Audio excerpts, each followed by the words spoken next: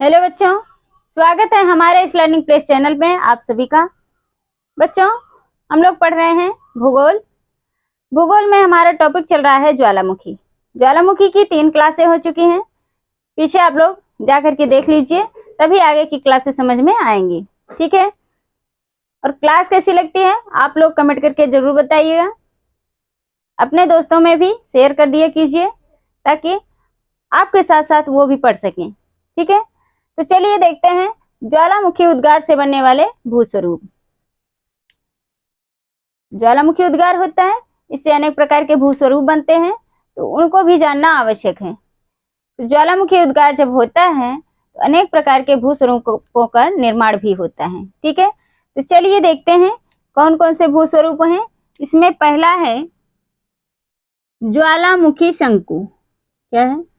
ज्वालामुखी शंकु। ज्वालामुखी शंकु भी कई प्रकार के होते हैं। ठीक है, पहला है ज्वालामुखी शंकु। ज्वालामुखी उद्भेदन जब केंद्रीय प्रकार का होता है, हमने पढ़ा था पिछली क्लास में केंद्रीय उद्भेदन। ज्वालामुखी उद्भेदन जब केंद्रीय प्रकार का होता है तो उसमें से निकलने वाला पदार्थ जो है मुख के चारों ओर जमा हो जाता है, फैलता नहीं है, मुख के चारों ओर ही जमा हो जाता है और शंकु का रूप ग्रहण कर लेता है। ठीक है, जब ज्वालामुखी विस्फोट होता है तो उसमें से जो मैग्मा निकलता है वह जब केंद्रीय उद्भेदन होता है, तभी केंद्रीय उद्भेदन होगा तो वह सीधा ही ऊपर की तरफ जाता है और उसमें से जो लावा मैग्मा निकलता है वह मुख के आसपास ही जमा हो जाता है, तो वह शंकु का रूप ग्रहण कर लेता है। इस प्रकार का बना शंकु जो है ज्वालामुखी शंकु कहलाता है। ठीक है, तो ज्वालामुखी शंकु जो है 3 प्रकार के होते हैं। कौन कौन से हैं? इसमें पहला है लावा शंकु। क्या है? लावा शंकु।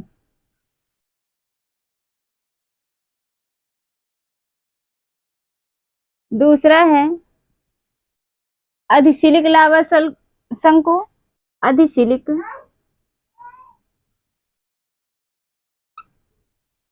लावा शंकु।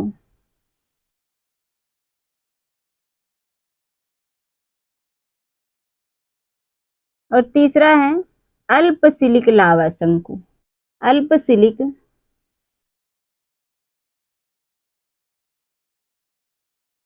या समक्षारीय लावा शंकु। क्या है? समक्षारीय लावा शंकु।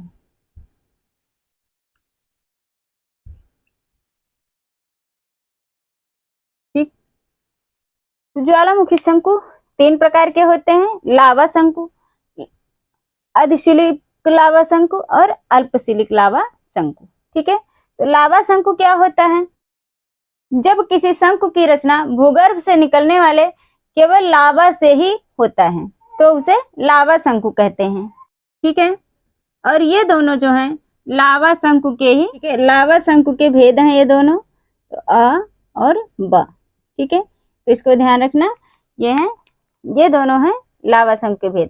देखो, जब किसी शंकु की रचना ज्वालामुखी से निकलने वाले केवल लावा से ही होती है उसे लावा शंकु कहा जाता है। तो अधिशिलिक लावा जहां से निकलता है उसे अधिशिलिक लावा शंकु, अल्पशिलिक या समक्षारीय लावा शंकु भी जब लावा जो है अधिशिलिक या अल्पशिलिक होगा तो वही लावा शंकु होता है। ठीक है, तो समझ में आया होगा। दूसरी रचना है ज्वालामुखी की, दूसरी रचना है सिंडर अथवा राख शंकु। क्या है? सिंडर अथवा राख शंकु।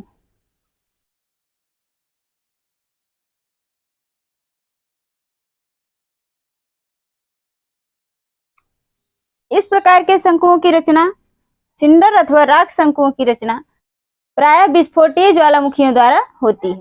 ये शंकु ढीले अथवा असंगठित पदार्थों से बने होते हैं। इस प्रकार के शंकु में राख, धूल तथा अंगार की मात्रा अधिक पाई जाती है। ये भी अपनी रचना में शंकुवत होते हैं। ठीक है, इसलिए इसे सिंडर अथवा राख शंकु कहा जाता है। तीसरा है मिश्र शंकु। क्या है? मिश्र शंकु है ये शंकु ज्वालामुखी के विस्फोटीय शांत उद्भेदनों द्वारा होता है। विस्फोटीय शांत उद्भेदनों द्वारा बनते हैं। इनमें लावा और खंडित पदार्थों की तहें बनी होती हैं, इसलिए इसे स्तरित ज्वालामुखी भी कहते हैं।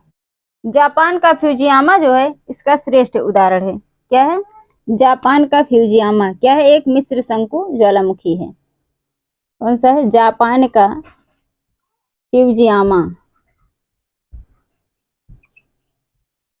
फ्यूजियामा ज्वालामुखी जो है मिश्र शंकु का एक उदाहरण है। ठीक है। काल्डेरा शंकु क्या है? काल्डेरा शंकु। जब कभी ज्वालामुखी के भीषण विस्फोट के कारण उसके मुख का बहुत बड़ा भाग टूट जाता है। ज्वालामुखी के मुख का बहुत बड़ा भाग जब टूट जाता है, इससे क्रेटर जो होता है, ज्वालामुखी के ऊपर का जो मुख होता है उसे क्रेटर कहा जाता है। वह जो है बड़ा रूप धारण कर लेता है, एक कड़ाह की तरह हो जाता है। वह काल्डेरा कहलाता है। ठीक है, इसे काल्डेरा कहा जाता है। तो इसे ही क्या कहा जाता है? काल्डेरा शंकु कहा जाता है। ठीक है। तो सभी ये हैं ज्वालामुखी उद्गार से बनने वाले भूस्वरूप। कौन कौन से हैं? ज्वालामुखी शंकु, सिंडर अथवा राख शंकु, मिश्र शंकु और काल्डेरा शंकु। ठीक है, तो इसको नोट करते चलिए। बहुत महत्वपूर्ण क्लास है ये इंटर वालों के लिए। आप लोग इसको ज्यादा से ज्यादा शेयर कीजिए और अपने दोस्तों के पास पहुंचाइए। ठीक है, चलिए देखते हैं आगे। अगला पॉइंट है ज्वालामुखी के प्रभाव। पृथ्वी के धरातल पर घटित होने वाली कोई भी घटना इतनी ज्यादा विनाशकारी या विस्फोटक नहीं है जितना कि ज्वालामुखी के विस्फोट का होना। ठीक है, जब इनका अचानक से विस्फोट होता है तो पल भर में ही प्रलय का तांडव नृत्य उपस्थित हो जाता है, प्रलय आ जाती है। ठीक है, जहां भी यह ज्वालामुखी विस्फोट होता है वहां पर प्रलय आ जाती है। आसमान में काले बादल छा जाते हैं, चारों तरफ अंधेरा सा हो जाता है, आग निकलने लगती है। पृथ्वी के भीतर से लावा, मैग्मा, तरल पदार्थ इस तरह से निकलते हैं कि अपार जनधन की हानि भी होती है। ठीक है, तो जितना विनाशकारी ज्वालामुखी विस्फोट है उतना विनाशकारी कोई भी घटना धरातल पर नहीं है।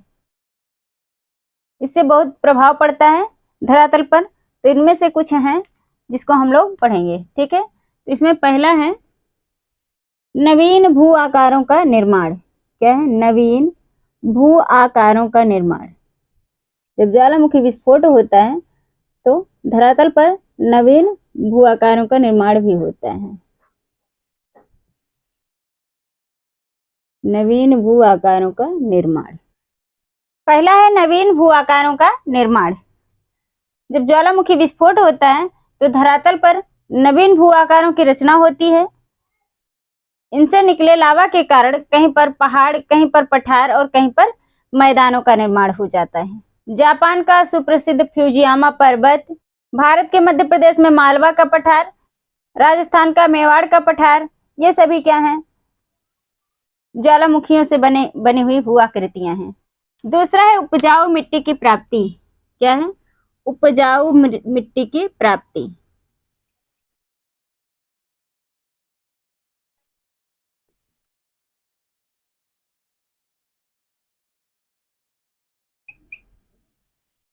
उपजाऊ मिट्टी की प्राप्ति।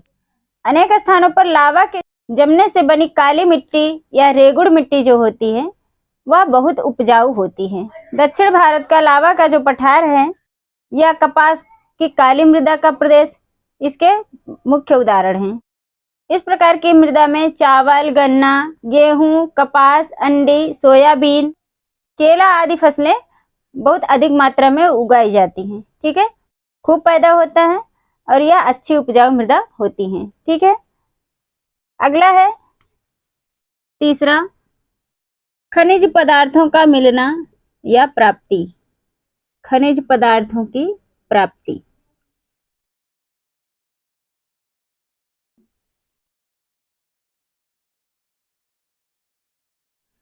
कई स्थान पर ज्वालामुखी के समीप गंधक, बोरिक एसिड, फ्यूमिड आदि पदार्थ प्राप्त होते हैं।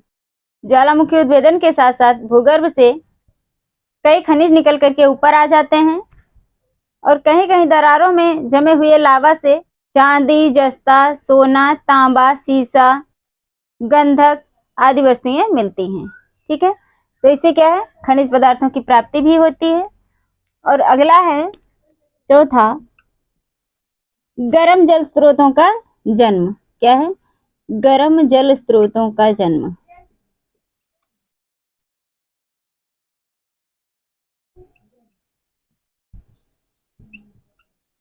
ज्वालामुखी उद्भेदन से गर्म जल स्रोतों का जन्म भी होता है। कहीं कहीं ज्वालामुखी पर्वतों के समीप गर्म जल स्रोत बन जाते हैं। गठिया तथा चर्म रोग से पीड़ित व्यक्ति इसमें स्नान करने से कष्टों से मुक्ति पाते हैं। न्यूजीलैंड में माओरी लोग जो होते हैं वे इस गर्म जल से अपना खाना पका लेते हैं। ठीक है, तो गर्म जल स्रोत भी हमारे लिए बहुत लाभदायक है। पांचवा है झीलों का निर्माण। क्या है, झीलों का निर्माण।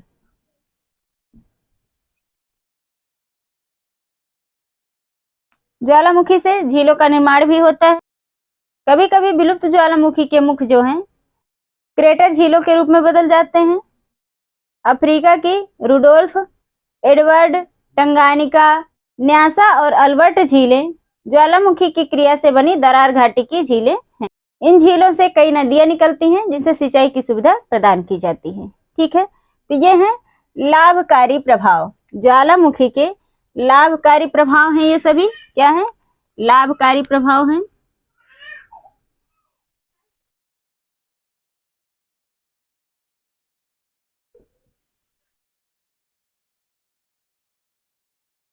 ये हैं लाभकारी प्रभाव। ठीक है,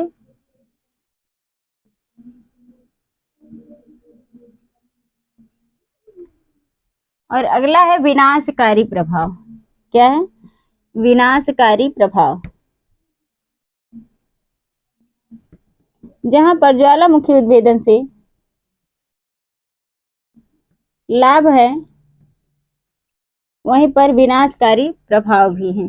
ठीक है, ज्वालामुखी विस्फोट के समय जब भाप और गर्म धूल की आंधी आती है तो अपने आसपास के समस्त जीव जंतुओं को भस्मसात कर देती है। इसके अतिरिक्त दहकता हुआ लावा जिस ओर बहकर निकलता है उस ओर नगर, मनुष्य तथा लहलहाते खेतों की समाधियां लग जाती हैं। इस तरह से ज्वालामुखी कुछ ही समय में अपार जनधन का भीषण विनाश कर डालते हैं। ठीक है, तो बच्चों ये होते हैं ज्वालामुखी। इसको ध्यान से पढ़िए, नोट करते चलिए। बहुत महत्वपूर्ण क्लासेस चल रही हैं, एक भी पॉइंट आपका नहीं छूटेगा। ठीक है, आप लोग सिर्फ मेरे साथ बने रहिए, अच्छे से पढ़ते चलिए, नोट्स बनाते चलिए। ठीक है, तो क्लास कैसी लगी कमेंट करके जरूर बताएं। यहाँ पर ज्वालामुखी टॉपिक समाप्त होता है। अगर हमारे चैनल को सब्सक्राइब नहीं किया है तो इसे सब्सक्राइब करें, बेल आइकन को प्रेस करें ताकि आने वाली वीडियो की नोटिफिकेशन आप लोगों को मिलती रहे। तो आज के लिए इतना ही, मिलते हैं नेक्स्ट क्लास में नए टॉपिक के साथ।